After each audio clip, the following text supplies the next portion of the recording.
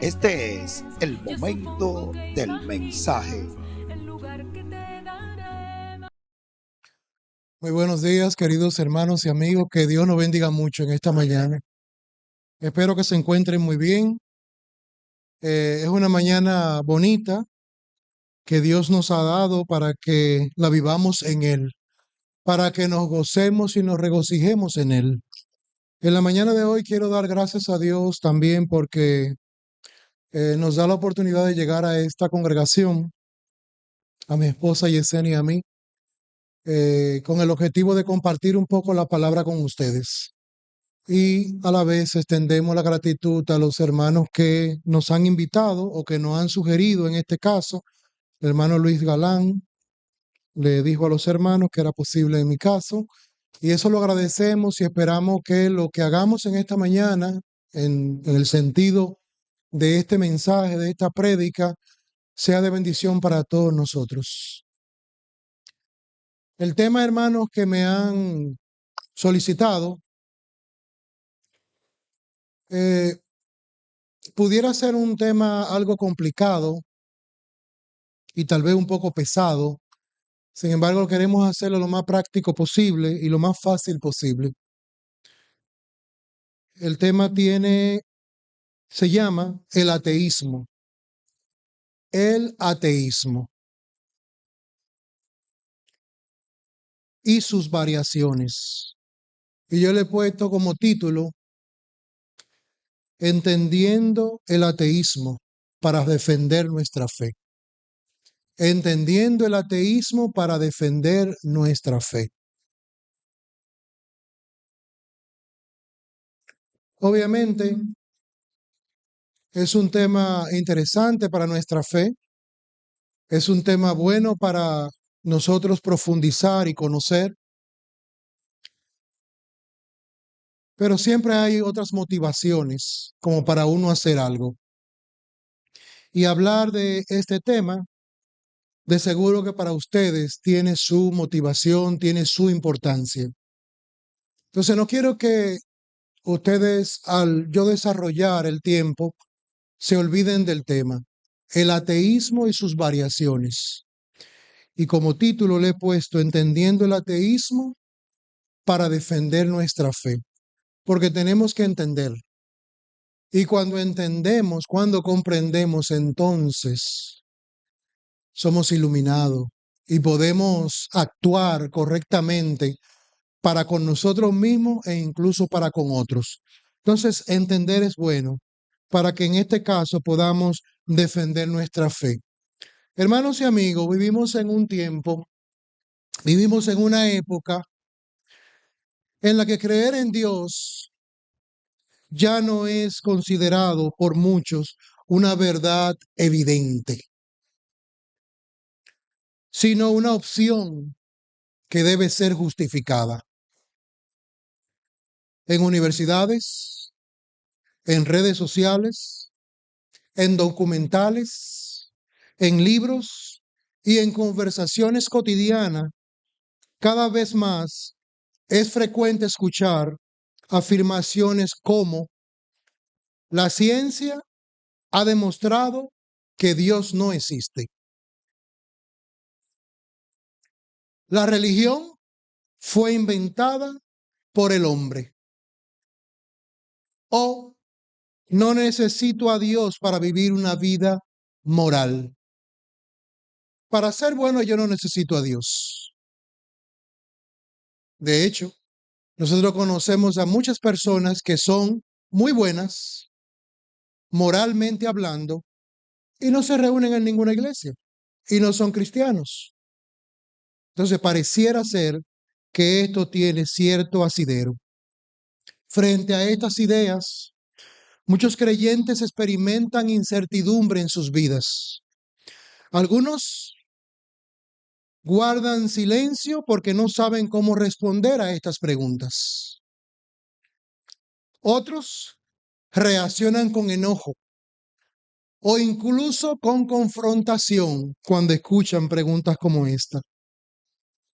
Y otros, lamentablemente, comienzan a cuestionar su propia fe e incluso se alejan.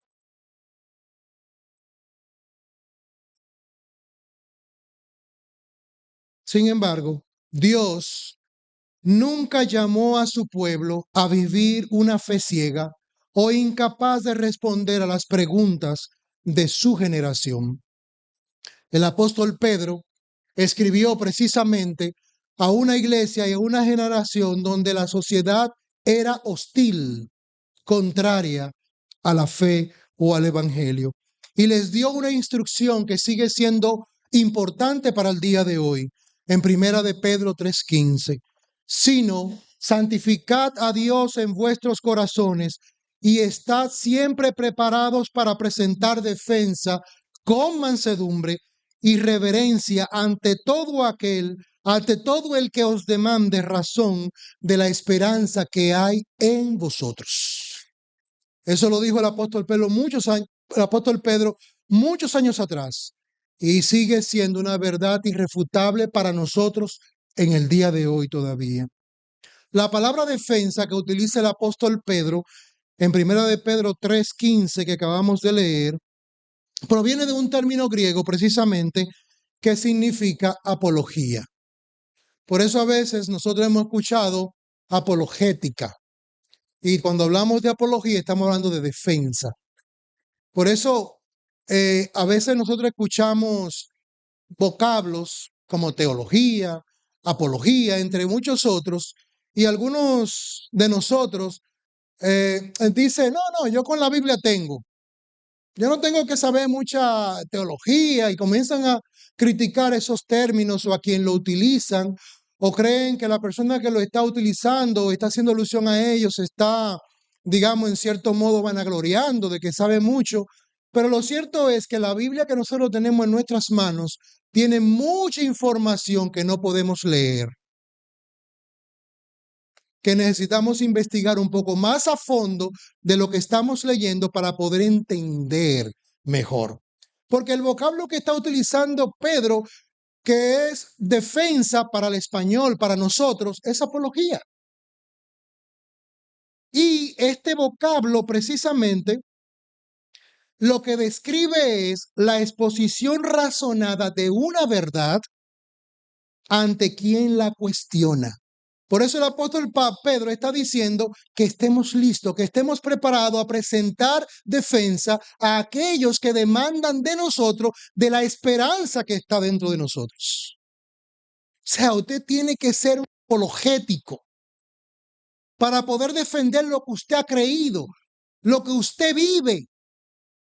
O sea, no es algo realmente para otras personas, es para nosotros. Y de ahí entonces el consejo y la insistencia de que como cristianos, como seguidores de Jesús, como hermanos en la fe, como iglesia, necesitamos cada día profundizar en las Escrituras. El Señor Jesús, en su generación, le dijo a un grupo de personas, obviamente, nosotros utilizamos este pasaje para nosotros decir, mira, tú ves que tiene que profundizar en las Escrituras. El pasaje no habla de esto. No habla de ello, pero nosotros, digamos, lo explicamos de una manera no tan correcta. Pero se cae de la mata, obviamente. Hay otros pasajes que hablan de ello directamente. Pero ustedes recordarán cuando Jesús le dijo a un grupo de personas, sobre todo fariseos, líderes del pueblo de Israel, le dijo, ustedes escudriñan las Escrituras. ¿Recuerdan ese pasaje?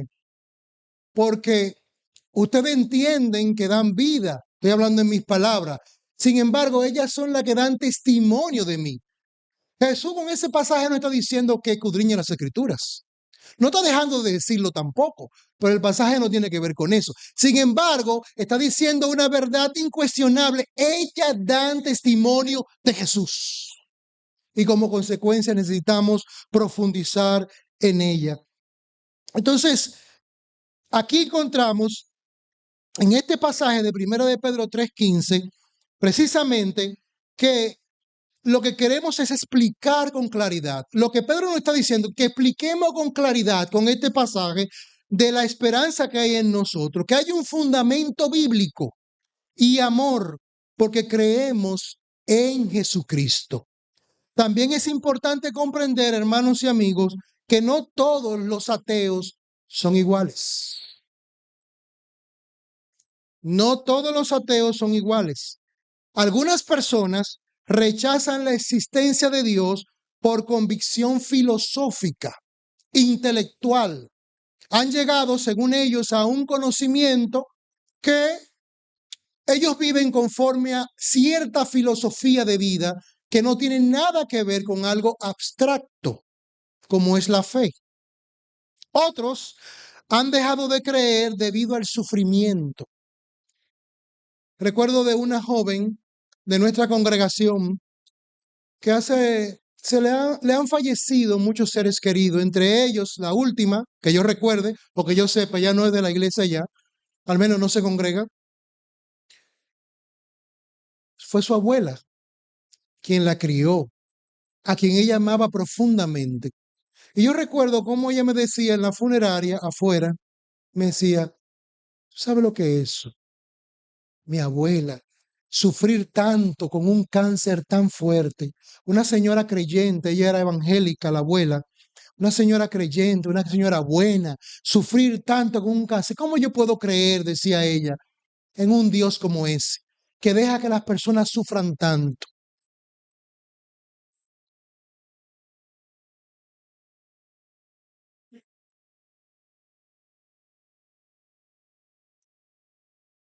Entonces, hay muchas razones por que las personas se convierten al ateísmo o dejan de creer en Dios o creer en Jesús. Otros hermanos, se convierten en ateos, dejan la fe por el mal testimonio de muchos creyentes. No estamos diciendo que está bien dejar la fe por ninguna razón, pero hay muchos que esa es la razón por la que se alejan de Dios, se alejan de Jesús y se convierten en ateos.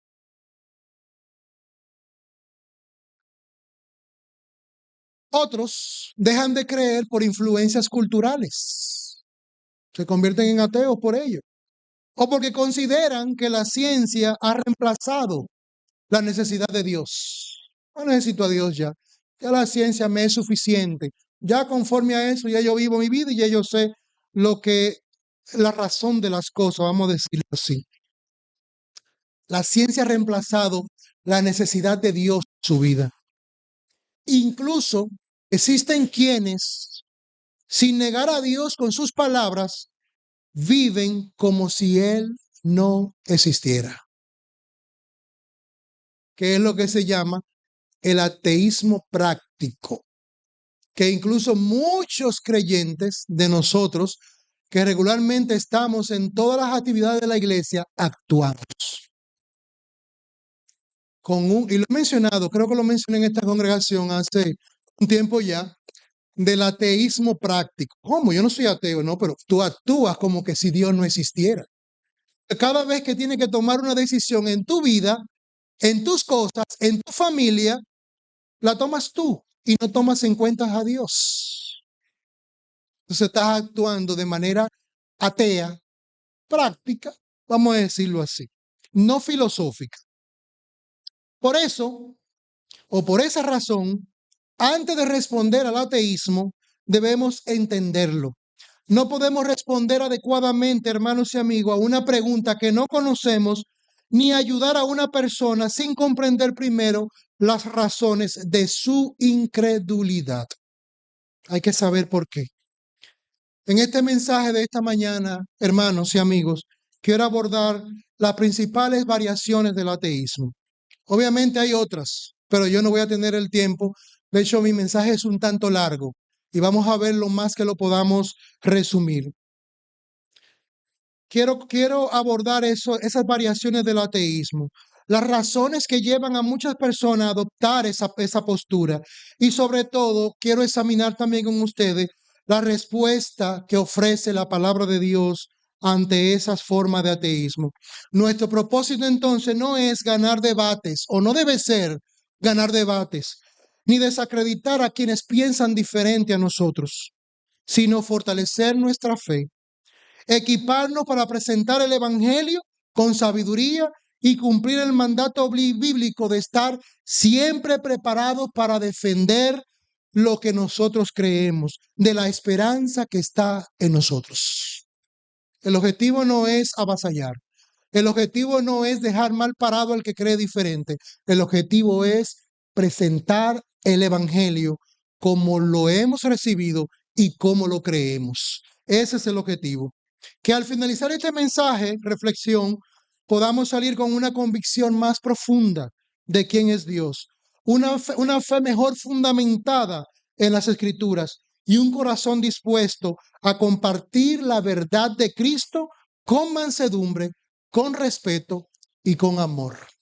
Ese es el objetivo. Ahora, dos preguntas. ¿Qué entendemos por ateísmo? ¿Qué entendemos como ateo?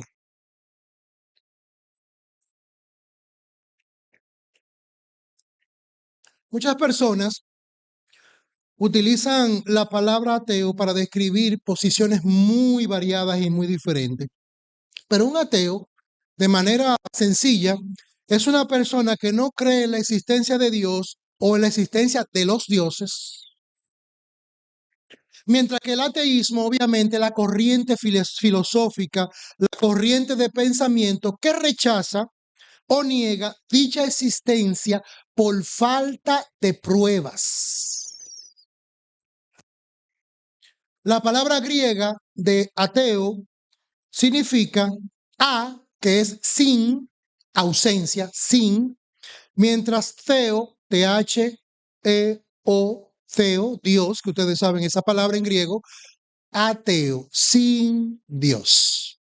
Tan sencillo como es. No necesito a Dios, si es que existe. Ahora comencemos viendo las variaciones del ateísmo. Existe un primer concepto de ateísmo que es llamado el ateísmo fuerte o ateísmo gnóstico, que también se le llama ateísmo positivo. Ateísmo fuerte, ateísmo gnóstico o ateísmo positivo. Eso es para cuando ustedes vean las teorías, cuando usted escucha un comentario de alguien, usted sepa situarse. ¿Quién es la persona que está enfrente de usted? Porque son variadas las personas que creen de manera diferente esas teorías. La persona que profesa el ateísmo fuerte o el ateísmo gnóstico o el ateísmo positivo, y cuando hablamos de gnosis o de gnóstico estamos hablando del conocimiento. Los gnósticos en sentido general, con muchas variaciones, pero en sentido general te están hablando de que para tú obtener la salvación o la bendición o llegar a un estado tal, necesitas llegar a un conocimiento elevado tal que es lo que te lleva a ese estado de plenitud más allá de esta vida. Por ahí van los gnósticos. Entonces, los gnósticos son muy viejos, desde el tiempo de Jesús, desde antes del primer siglo, vamos a decirlo así, pero aquí lo que estamos viendo es el ateísmo fuerte, el ateísmo gnóstico, el ateísmo positivo. La persona afirma con total seguridad que Dios no existe y que es una imposibilidad lógica o científica, no puede ser probada. Es una afirmación entonces filosófica, un estilo de vida. Tiene que ver con el intelecto, tiene que ver con lo que yo he llegado a entender a través de muchos estudios, a través de mucha lectura, a través de mucha reflexión. Una frase típica de un ateo gnóstico, positivo, fuerte, te dice: estoy completamente seguro de que los dioses son un invento humano y no existen. Se basa en la convicción y en la certeza de las cosas, no en lo que pudiera ser, no en lo que no puedo ver.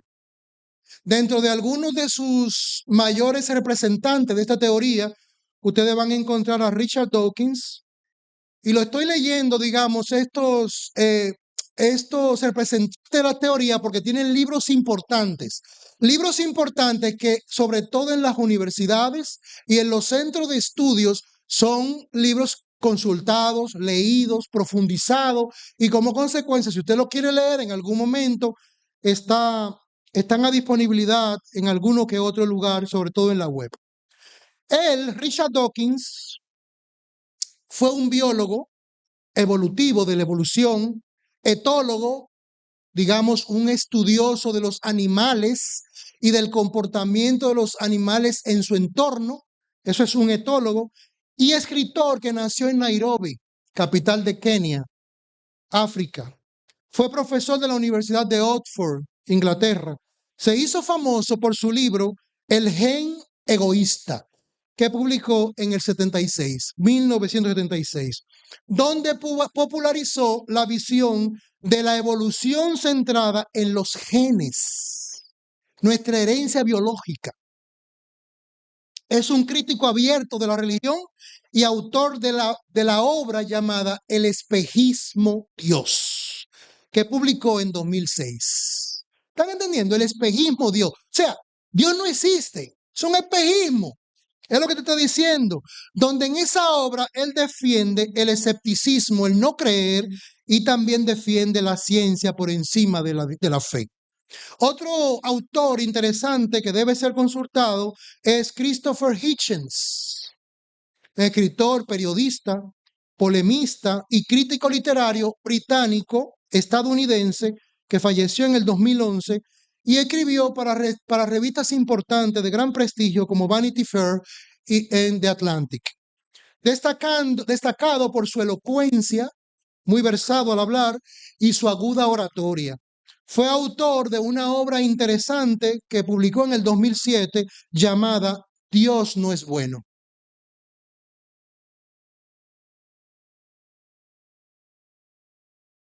Pero se convirtió en una de las voces más férreas contra el dogma, contra la enseñanza religiosa y también contra el totalitarismo. Pasemos a una próxima variación del ateísmo, llamada ateísmo débil. Vimos el ateísmo fuerte, ¿sí? Positivo, gnóstico. Ahora veamos lo que se llama ateísmo débil, agnóstico, no gnóstico, agnóstico, negativo, no positivo, negativo. Débil, agnóstico y negativo. Si gnóstico tiene que ver con el conocimiento para alcanzar, ¿verdad?, tal o cual cosa, el agnotismo de lo que tiene que ver es de que, bueno, yo no niego la existencia de Dios, pero tampoco la puedo confirmar. Pero estoy abierto, si tú me puedes probar con la ciencia de que Dios existe, bueno, pero eso te dice un agnóstico. La persona no cree en Dios, pero admite que no se puede saber con certeza si existe. Una frase típica de un ateo agnóstico te dice: no tengo motivos para creer en un Dios, pero tampoco puedo demostrar que no exista. Se basa en la falta de pruebas. Como no hay prueba, entonces él no cree. Pero hay filósofos teóricos de este concepto también. Antonio Flew falleció en el 2010. Él acuñó formalmente los términos de ateísmo positivo y ateísmo negativo en su obra Presunción del ateísmo. Es una obra en inglés, pero la traducción es Presunción del ateísmo.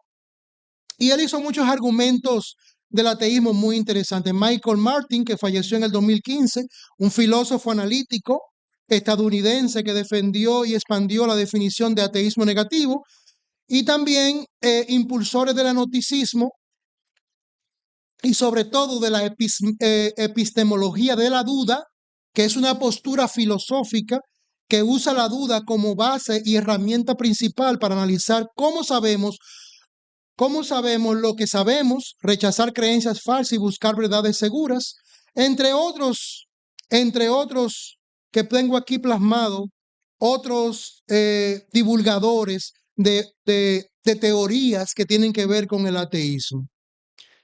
Hay divulgadores modernos, científicos modernos, que son ateos. Por ejemplo, en el 96, 1996, pudimos presenciar a un ateo llamado Carl Sagan, que era astrónomo estadounidense, que encarnó el escepticismo científico, se negaba a usar la etiqueta de ateo fuerte porque implicaba saber con certeza que Dios no existe. Prefería él mantenerse en una postura gnóstica abierta a la evidencia empírica. Esos son algunos de los representantes del ateísmo débil, agnóstico, que dice, bueno, yo no puedo decir que no hay Dios, pero tampoco puedo decir que lo hay. Quedo abierto. Una tercera forma de ateísmo es el ateísmo práctico que yo le mencioné ahorita, o también se le llama no ateísmo. Teísmo significa no creer en dioses, sin necesidad de negar de forma absoluta que existan. Son personas que viven su vida basándose en la ciencia, en la ética, en la filosofía moral, sin incluir a Dios en sus decisiones, aunque no se identifican formalmente con la etiqueta de ateos. Ellos te dicen, tomo mis decisiones basándome en lo que es bueno para las personas, no en mandamientos religiosos. Ellos siguen el pragmatismo, o sea, modelar una persona buena, tratan de imitar eso bueno de esa persona y tratan de conducirse así en la sociedad. Son humanistas seculares. De hecho, una reflexión que te hace mucho una persona de ateísmo práctico, te menciona, por ejemplo, a personajes de nuestra historia como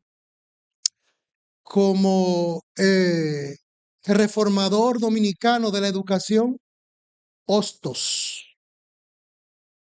Eugenio María de Hostos, te lo mencionan a él como una persona humanista, digna de una persona que transformó, digamos, la educación de la República Dominicana en cierto modo en su tiempo y que es la forma en la que la educación dominicana debe seguir y no siguiendo lineamientos religiosos.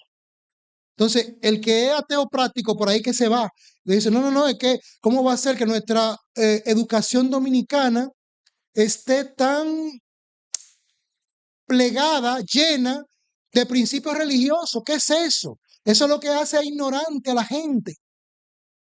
Eso es lo que hace que la gente esté atrasada, que el pueblo, que el país esté atrasado. Debiera ser una educación como Eugenio María de Hostos, un humanista. Eso es lo que te presentan. Y este último que acabo de mencionar es probablemente el más común de todos. No necesariamente niega a Dios, simplemente vive como si Dios no existiera. ¿Qué dice Lucas en su capítulo 12, versos del 16 al 21? Allí se presenta una historia del rico insensato que vivía sin considerar a Dios. Y dice así, también le refirió una parábola, diciendo, la heredad de un hombre rico había producido mucho, y él pensaba dentro de sí, diciendo, ¿qué haré? Porque no tengo dónde guardar mis frutos. Y dijo, esto haré, derribaré mis graneros y los edificaré de nuevo, mayores. Y allí guardaré todos mis frutos y mis bienes. Y diré a mi alma, alma, muchos bienes tienes guardados para muchos años. Repósate, come, bebe, regocíjate. Pero Dios le dijo, necio, esta noche viene a pedir tu alma, y lo que has provisto, ¿de quién será? Así es el que hace para sí tesoro y no es rico para con Dios. Es palabra de Dios. Aquí vemos cómo ese rico insensato vivía con una especie de ateísmo práctico. Vivía conforme a sus fuerzas, única y exclusivamente, lo que él podía tocar, lo que él podía lograr por su propio esfuerzo. Y eso lo tenemos en el orden del día, sobre todo en los países del norte, vamos a decirlo así, de los países más desarrollados, donde las personas dicen, Dios, ¿pero quién es Dios? El Dios mío es lo que yo puedo lograr con mis manos, con mi intelecto, con mi destreza, con mi manejo. Ese es mi Dios. Y eso es un ateísmo práctico. Existe también el ateísmo filosófico que mencioné al principio, y dentro del ateísmo filosófico encontramos el materialismo. Si no es materia, yo no creo. Si no lo puedo palpar, si no lo puedo ver, no lo creo. Todo tiene que ver con la materia, y esto es materialismo, y esto lo vivimos y lo vemos a diario en nuestras vidas alrededor. La materia es el origen de todo lo que existe, dicen ellos. Niegan lo espiritual o lo divino. El pensamiento nace del cerebro físico, según ellos dicen. La ciencia explica el mundo. No es necesario creer de que en algo que yo no puedo ver. La ciencia ya explica el mundo y lo que en ella hay. No hay propósito que trasciende más allá. Lo que vemos, eso es, y ya. La moral es producto, dicen ellos, de la evolución de la sociedad y del ser humano. Se ha ido mejorando a sí mismo y ha llegado a un estado de bondad, de ética, de correcto, que lo ha logrado porque la sociedad ha ido avanzando. No tiene nada que ver con el más allá. Dentro de ese ateísmo filosófico también encontramos el naturalismo. Todo en el universo obedece a las leyes naturales. No existe nada sobrenatural. El ser humano es parte de la naturaleza. Se apoya en el método científico. ¿Qué hace el método científico? Observa, experimenta y pone en práctica. Algo que te puede probar. Pero dentro de esos pensamientos de ateísmo filosófico también existe lo que es el existencialismo ateo. La vida no tiene un propósito escrito por un Dios. La existencia va antes que la esencia. Cada persona crea su propio destino. Trae libertad a sí misma cada persona, y también tiene toda la responsabilidad sobre sí misma. No se debe a nadie ni a nada. Si lo hiciste mal, es tu culpa. Si lo hiciste bien, también tiene que ver contigo. Pero hoy día encontramos el nuevo ateísmo, ateísmo militante.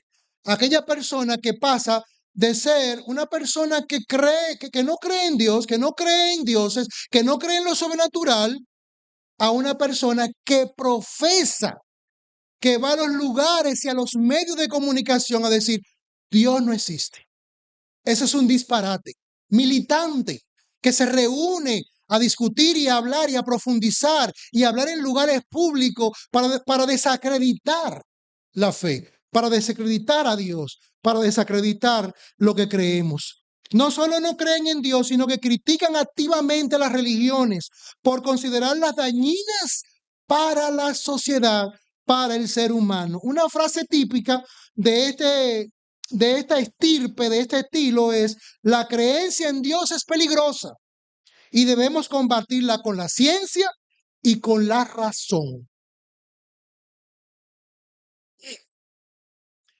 Bueno, esto también tiene muchos defensores de esa teoría, que no me voy a detener en ellos. Quisiera pasar ahora, luego de ver las diferentes variaciones del ateísmo, yo quiero ver ahora por qué algunas personas, que ya lo iba mencionando al principio, por qué algunas personas dejan de creer. No siempre ocurre por falta de evidencia. Las razones pueden ser diversas, como dijimos al principio. El sufrimiento, ya lo dijimos. Si Dios existe, ¿por qué existe tanto mal? La Biblia no ignora esta pregunta. De hecho, es más normal de lo que nosotros creemos. Hace apenas un mes, más o menos, en una clase que yo tomo, que estoy tomando en una especialidad, el profesor, muy conocedor de muchas cosas, budista, dicho sea de paso, era una persona muy practicante católico, de hecho era un líder de la iglesia católica en su comunidad, dejó el catolicismo para irse al budismo.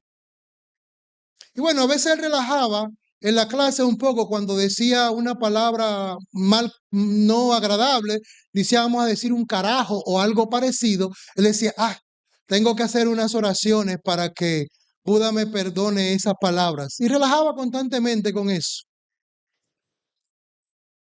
Y él decía, yo dejé eso del catolicismo, del cristianismo. No pueden explicarme, no pueden responderme muchas cosas. ¿Cómo es posible que haya tantos niños falleciendo en la Franja de Gaza? Tanta gente inocente en Ucrania, en el mismo Rusia, más Ucrania, en Irán, en Israel. Y así usted sigue buscando en el mundo entero. En Haití, ¿cómo es posible? Y entonces dice él, y un Dios de espalda a ese dolor. ¿Alguien me puede explicar eso? Entonces él se convirtió en budista. El budismo es una filosofía, no es una religión, es una filosofía. Que tú, como ser humano, el objetivo es ir perfeccionándote, ir creciendo hasta tú llegar al estado de Buda, al estado pleno, al estado completo de tu existencia aquí en la tierra. Entonces, personas a través de esa reflexión se alejan de Dios, se alejan de creer en Dios y se convierten entonces en ateos, en este caso, porque no hay evidencia, no encuentran evidencia, pero también en este caso porque, oye, tanto sufrimiento, ¿y cómo? No es que no hay un Dios, cada quien está suelto, haciendo lo que le parece. La Biblia habla en el Salmo 73, que no sé si pueda leer, son unos, vamos a leerlo, aunque los otros versículos no lo... Oigan lo que dice el Salmo 73, con relación a eso que yo acabo de decir, del sufrimiento y todo ello. Dice, ciertamente es bueno Dios para con Israel. Es bueno Dios para con nosotros, para con los limpios de corazón. En cuanto a mí, casi se deslizaron mis pies. Por poco rebalaron mis pasos, porque tuve envidia de los arrogantes, viendo la prosperidad de los impíos, porque no tienen congoja por su muerte, pues su vigor está entero. No pasan trabajo como los otros mortales, ni son azotados como los demás hombres. Por tanto, la soberbia los corona. Se cubren de vestido de violencia, los ojos se les saltan de gordura, logran con creces los antojos del corazón, se mofan, se burlan y hablan con maldad de hacer violencia, hablan con altanería, ponen su boca contra el cielo y su lengua pasea la tierra. Por eso Dios hará volver a su pueblo aquí. Y aguas en abundancia serán extraídas para ellos. Y dicen, ¿cómo sabe Dios? Y hay conocimiento en el Altísimo.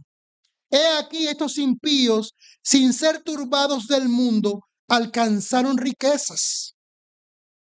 Verdaderamente en vano he limpiado mi corazón, dice el salmista, y lavado mis manos en inocencia, pues he sido azotado todo el día y castigado todas las mañanas. Si dijera yo, hablaré como ellos, he aquí, a la generación de tus hijos se engañaría.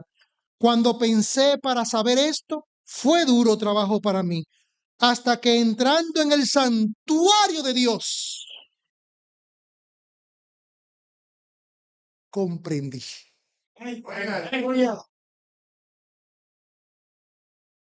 El fin de ellos. Ciertamente los ha puesto en deslizadero, en asolamiento los hará caer, como han sido asolados de repente, perecieron, se consumieron de terrores, como sueño del que despierta. Así, Señor, cuando despertares, menospreciarás su apariencia. Se llenó de amargura mi alma y en mi corazón sentía punzadas. Tan torpe era yo que no entendía. Era como una bestia delante de ti. Con todo, yo siempre estuve contigo. Me tomaste de la mano derecha.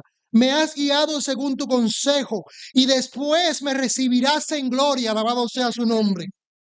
¿A quién tengo yo en los cielos sino a ti? Y fuera de ti, nada deseo en la tierra. Mi carne y mi corazón desfallecen, mas la roca de mi corazón y mi porción es Dios para siempre. Porque he aquí, los que se alejan de ti perecerán. Tú destruirás a todo aquel que de ti se aparta, pero en cuanto a mí, el acercarme a Dios es el bien. He puesto en Jehová el Señor mi esperanza para contar todas tus obras. No deje de decir lo que Dios ha hecho por usted. No lo deje de decir, porque Dios ha hecho grandes cosas con nosotros. Nosotros lo sabemos. Habacuc, usted puede leer en su casa capítulo 1, se lo puede leer entero, también habla. Habacuc se queja de la injusticia de su mundo contemporáneo. Y usted puede leerlo, ese capítulo completo, se lo voy a dejar de tarea. Pero también usted puede leer el libro de Job completo, para que usted entienda todo lo que dice Job con relación al mal, con relación a la vida, con relación al planeta, con relación a todas las cosas. ¿Ustedes recuerdan la palabra de Job o la palabra de Dios? Cuando Job le estaba preguntando, interrogándole y buscando entender, Dios le dice, óyeme, ¿dónde estabas tú? Cuando yo hice tal o cual cosa, ¿dónde estabas tú? ¿Dónde estabas tú? Dios hizo todas las cosas y nos hizo a nosotros. No nos hicimos nosotros a nosotros mismos. Nosotros somos de Él, oveja de su prado. Ahora bien, hablemos un poquito más entendido del mal testimonio de muchos religiosos, de muchos creyentes. Muchos rechazan a Dios precisamente por esto, porque ven en muchos creyentes, en muchas iglesias, hipocresía. Hermanos que son hipócritas. Ustedes recuerdan el accionar de Pedro de manera hipócrita en un momento cuando Pablo le llama la atención. ¿Lo recuerdan? Se comportaba de una manera con los judíos y se comportaba de otra manera con los cristianos. Un falso. Estaba actuando falsamente en ese momento, vamos a decirlo así. Entonces, eso ven muchas personas, en muchos creyentes, hipocresía. Ven también abusos entre hermanos, entre iglesias, entre líderes. También ven corrupción religiosa. Y eso enfría el corazón de muchas personas. La persona dice, no, pero es que, óyeme, no puede existir un Dios si la gente está haciendo, en la misma iglesia, la gente haciendo lo que le... Dígame usted, si eso es en la iglesia, no se queda ahí, no va, ni siquiera va. Jesús mismo denunció esa conducta. El mismo Jesús en su tiempo denunció esa conducta de esa hipocresía, de esos abusos y de esa corrupción religiosa. Ustedes lo recordarán en Mateo capítulo 23, donde Jesús ataca a los líderes de su tiempo religiosos, a los fariseos, a los escribas, saduceos, en fin, a los líderes de su tiempo. Jesús lo ataca. O sea, la palabra de Dios ataca eso, de que eso pase en un hermano, en una hermana, en la iglesia, en el líder, pasa. Pero eso no tiene que ver con Dios. Eso es la forma del ser humano de alejarse de Dios.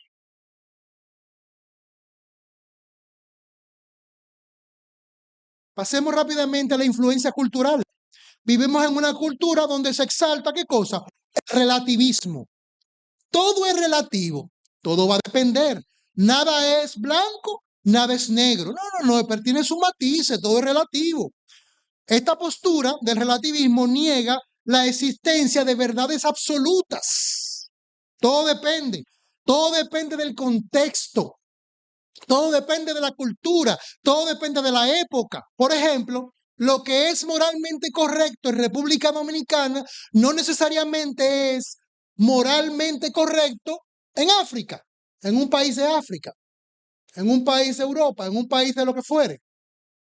Entonces, todo es relativo, pero también entendemos en esa influencia cultural el materialismo que hablábamos ahorita, que esta corriente afirma que solo el mundo físico y material existe, niega la existencia de lo espiritual, niega la existencia del alma, niega la existencia de Dios. Un ejemplo de ello es la mente humana se explica únicamente a través de reacciones químicas cerebrales, no hay más nada después de eso, biológicamente hablando y punto, ya. Pero también tenemos dentro de esas influencias culturales el individualismo, una tendencia moral, política y social que prioriza los derechos del ser humano, los derechos del individuo, coloca los objetivos personales por encima del bienestar comunitario o del bienestar colectivo. Un ejemplo de ello, buscar el éxito económico propio sin depender de la ayuda del Estado ni de un Dios supuesto que me ayuda. No, yo no necesito eso.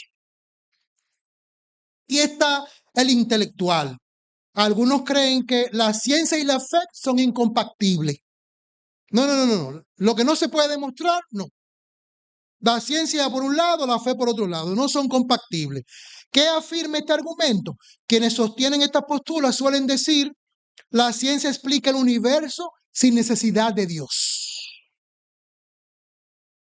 Todo lo que existe puede explicarse mediante causas naturales. Lo que no puede demostrarse científicamente no debe creerse.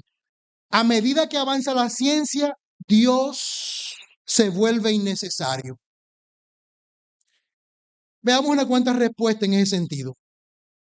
Ciencia y fe responden preguntas diferentes. La ciencia responde preguntas como, ¿cómo funciona el universo?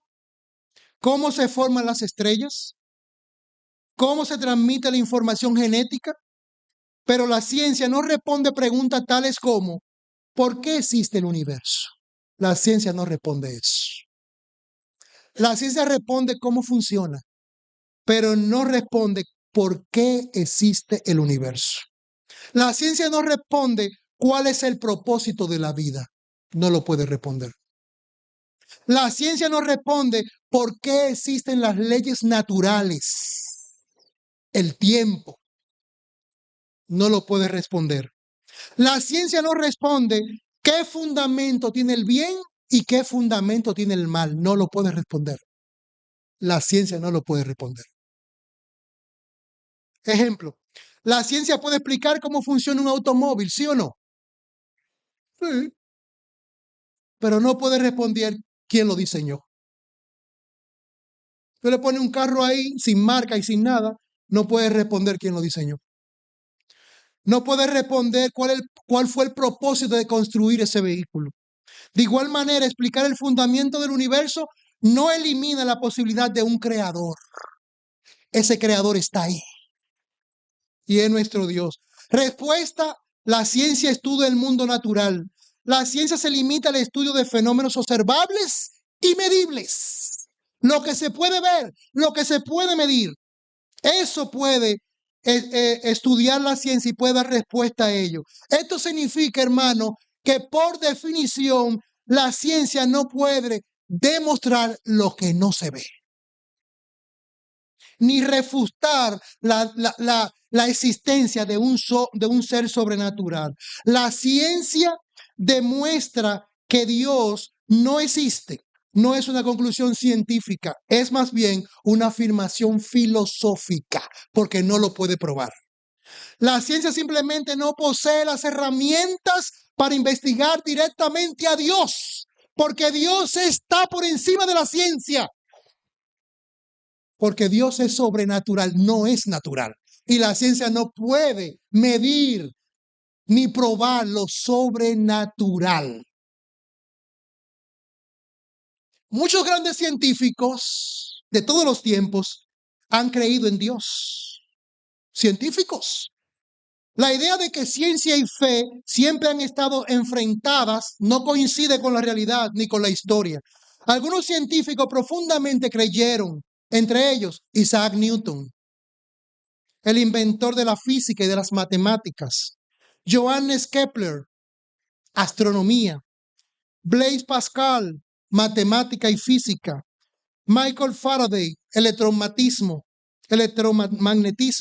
James Clerk Maxwell, electromagnetismo también, Francis Collins, director del proyecto Genoma Humano.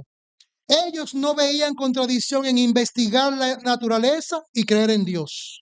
Respuesta para la ciencia necesita presupuesto que ella misma no puede demostrar. Para existir, la ciencia presupone que el universo es ordenado, presupone que las leyes naturales son constantes, presupone que la lógica es válida, presupone que nuestros sentidos y nuestra razón son generalmente confiables, lo que nosotros creemos son confiables.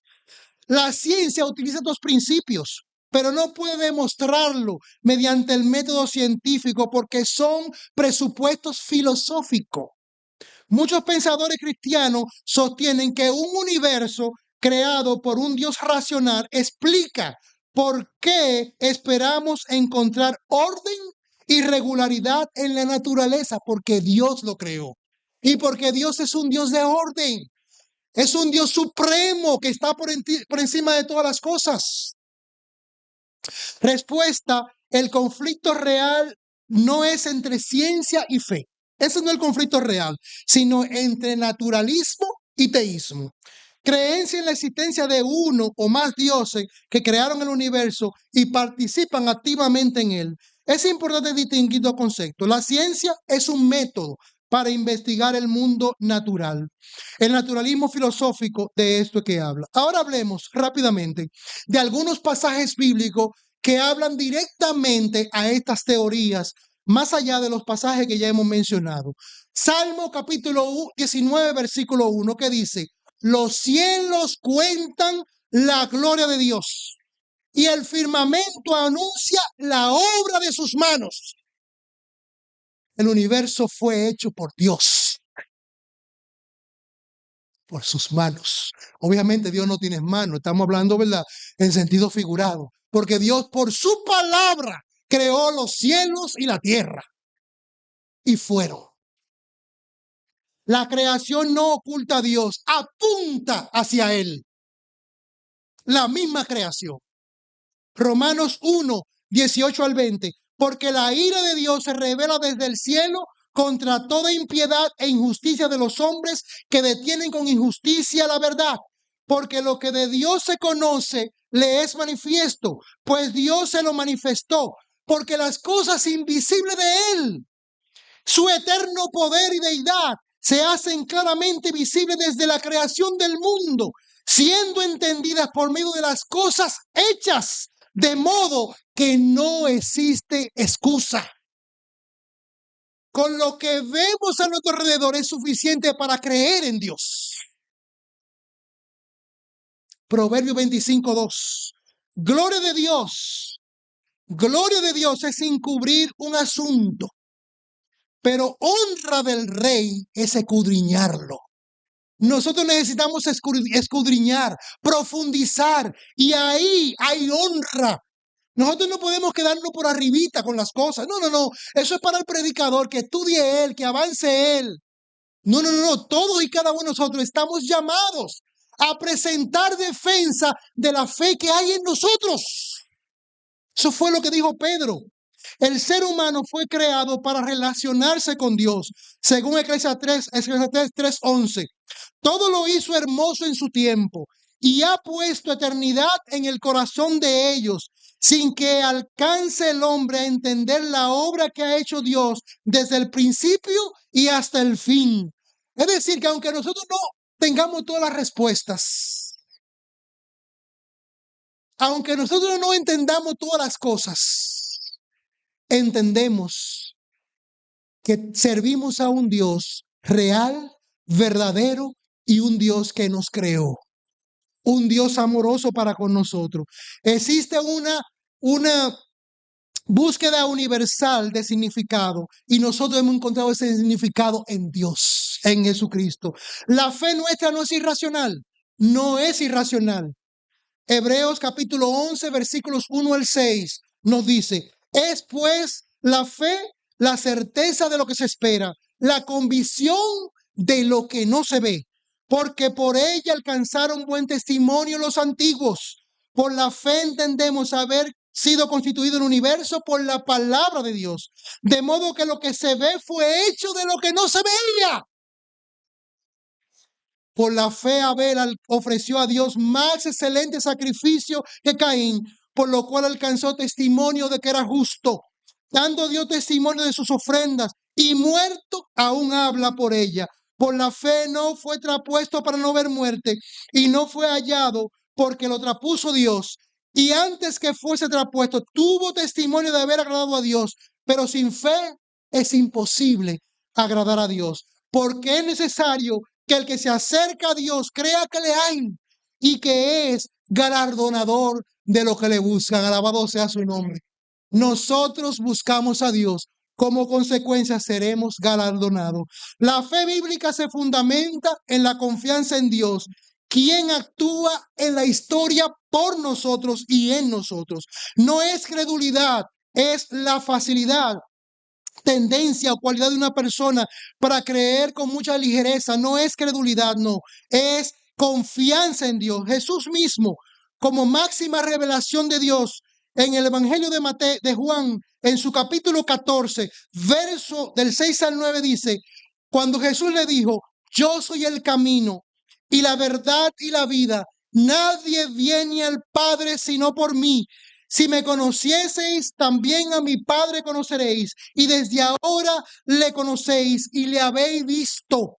Felipe le dijo: Señor, muéstranos al Padre y no basta. Jesús le dijo: ¿tanto tiempo hace que estoy con vosotros y no me ha conocido? Felipe, el que me ha visto a mí, ha visto al Padre. ¿Cómo pues dices tú, muéstranos al Padre? Jesús es Dios.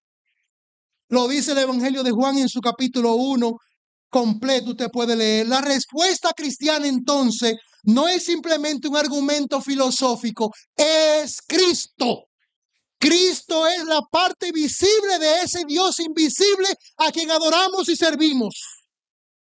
El Evangelio responde el problema del mal.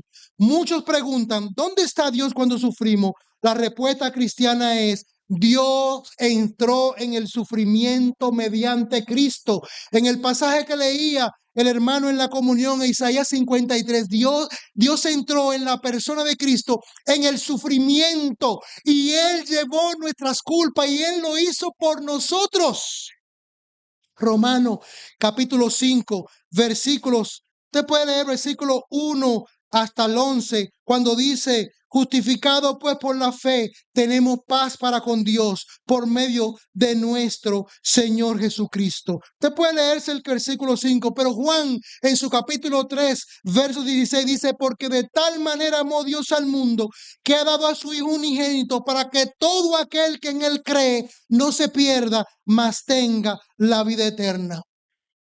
Podemos seguir hablando de muchas otras cosas, hermanos, hermosas de la palabra de Dios, por la cual yo creo en Dios y yo creo en Jesús. Pero yo quiero ya concluir en la mañana de hoy. Pero antes, quisiera decirles y dejar puntualizado en sus mentes que la religión no provoca las guerras.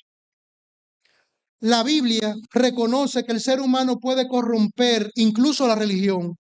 El problema fundamental no es la fe. El problema fundamental es el pecado. Y Romanos capítulo 3, 23 lo dice. Cuando dice: por cuanto todos pecaron y están destituidos de la gloria de Dios. De lo que tenemos que alejarnos es del pecado, no es de Dios. De eso es lo que tenemos que alejarnos. Quisiera terminar, hermanos y amigos, en esta mañana con una historia verdadera, precisamente de un predicador, filósofo, antiguo ateo, que yo creo que lo he mencionado en otras ocasiones, que se llama C.S. Lewis, inglés. C.S. Lewis fue un profesor universitario de la Universidad de Oxford y él, narrando su conversión, luego que pasó muchos años siendo ateo, él, por si alguien recuerda, C.S. Lewis es el escritor de aquel libro de donde sacan las Crónicas de Narnia, que ustedes habrán visto esa película. Y él llegó a creer en Dios porque no porque alguien lo presionó, ni porque perdió un debate tampoco. De hecho, pasó muchos años leyendo filosofía, leyendo historia, leyendo literatura y dialogando con amigos cristianos que respondían a preguntas con respeto y también lo hacían con argumentos sólidos. Con el tiempo, él escribió estas palabras acerca de su conversión. Me rendí, dijo él, y admití que Dios era Dios. No fue una rendición de la inteligencia, sino una rendición del corazón. Más tarde describió aquel momento diciendo que había entrado al zoológico de Wednesday, siendo incrédulo, y durante el trayecto en el zoológico comprendió que Jesucristo era el Hijo de Dios. Aquel hombre, C.S. Lewis, que durante muchos años había combatido la fe, se convirtió en uno de los defensores más influyentes del cristianismo en el siglo XX. ¿Qué cambió su vida? No fue un argumento aislado, fue el encuentro entre una mente que buscaba sinceramente la verdad y un Dios que salió a su encuentro. Esto nos recuerda una gran verdad. Nosotros podemos responder preguntas a una persona atea, podemos presentar evidencia, podemos explicar las escrituras, pero no podemos producir la fe en el corazón de una persona. Esa obra le pertenece únicamente al Espíritu Santo de Dios. Por eso Jesús dijo en Juan 6:44, ninguno puede venir a mí si el Padre que me envió no lo trajere, y yo le resucitaré en el día postrero. Nuestro deber no es convertir a las personas, nuestro deber es ser fieles a Dios. Debemos estudiar, debemos prepararnos y responder con mansedumbre y reverencia, tal como nos exhorta primero de Pedro 3:15 que leímos al principio. Los argumentos pueden abrir puertas, pero solo Cristo puede transformar un corazón. Y Él transformó el mío. Que Dios le bendiga mucho. Gracias, Señor, por tu